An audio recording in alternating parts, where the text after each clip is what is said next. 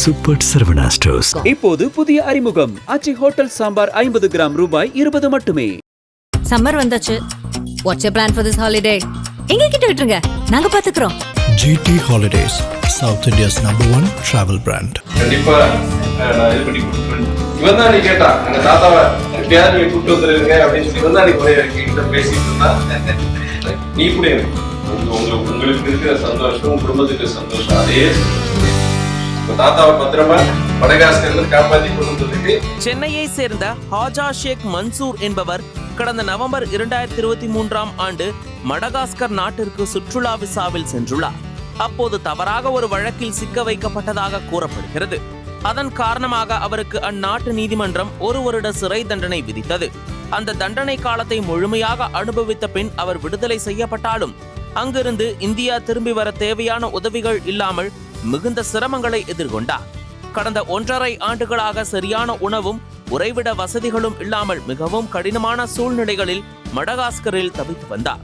இந்த நிலையில் அவரை பாதுகாப்பாக இந்தியா திரும்ப செய்ய வேண்டுமென அவரது மனைவி மதிமுக முதன்மை செயலாளரும் எம்பியுமான துரை வைகோவிடம் கோரிக்கை வைத்துள்ளார்.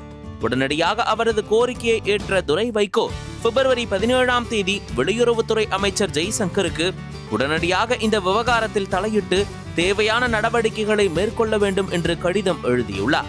அதனைத் தொடர்ந்து இந்திய வெளியுறவுத்துறையும் மடகாஸ்கரில் உள்ள இந்திய தூதரகமும் இந்த விவகாரத்தை தீவிரமாக எடுத்துக்கொண்டு அந்நாட்டு அதிகாரிகளுடன் தொடர்பு கொண்டு உரிய நடவடிக்கைகளை மேற்கொண்டன.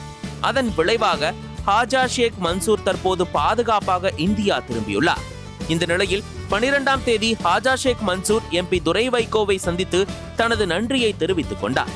ஹாஜா ஷேக் மன்சூர் குடும்பத்தின் நீண்டகால துயரத்திற்கு முடிவு கிடைத்திருப்பது மகிழ்ச்சி அளிப்பதாக தெரிவித்துள்ள துரை வைகோ இந்த விவகாரத்தில் உடனடி நடவடிக்கை மேற்கொண்ட வெளியுறவுத்துறை அமைச்சர் ஜெய்சங்கருக்கும் வெளியுறவுத்துறை அமைச்சக அதிகாரிகளுக்கும் மடகாஸ்கரில் உள்ள இந்திய தூதரக அதிகாரிகளுக்கும் நன்றியை தெரிவித்துள்ளார்.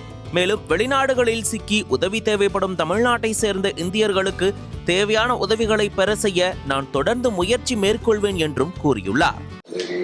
அன்னைக்கு வீட்டுக்கு மாமா வீட்டுக்கு வரும்போது அன்னைக்கு தான் வீட்டுல எல்லாரும் சொன்னாங்க. அன்னைக்கு நான் சொன்னேன் கண்டிப்பா நான் இது பண்ணி கொடுத்துருவேன்னு சொல்லி சொன்னேன். பத்திரமா ஒரு மடகாஸ்கர்ல இருந்து இங்க தமிழ்நாட்டுக்கு கொண்டு வந்து வாக்குறுதி கொடுத்து அந்த வாக்குறுதி இன்னைக்கு இவன் தான் நீ கேட்டா எங்க தாத்தாவை எப்படியாவது நீங்க கூப்பிட்டு வந்துருங்க அப்படின்னு சொல்லி இவன் தான் நீ ஒரே கிட்ட பேசிட்டு இருந்தா நீ கூட எனக்கு உங்க தாத்தாவை பத்திரமா மடகாஸ்கர்ல காப்பாத்தி கொண்டு வந்ததுக்கு எனக்கு கொடுக்குறது. இது வரைக்கும் ஒரு 16 பேர் அந்த 18 மாசத்துல நம்ம வெவ்வேறு நாடுகள் வந்து நம்ம காப்பாத்தி கொண்டு வந்தோம்.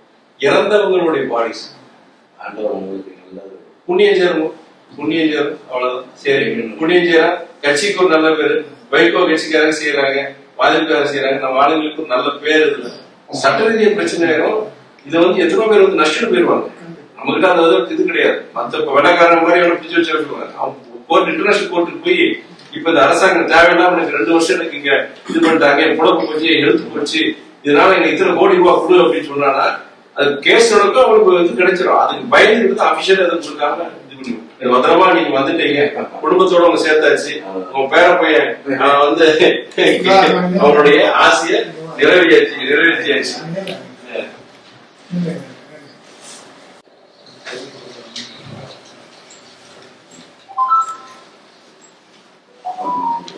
கடமையை செஞ்ச உங்களுக்கு இருக்கிற சந்தோஷம் குடும்பத்துக்கு சந்தோஷம் அதே சந்தோஷம் எனக்கு சந்தோஷம். அதாவது ஒரு நல்ல நாள்ல அவங்க நினைச்சு வச்சிருக்கோம் மகிழ்ச்சி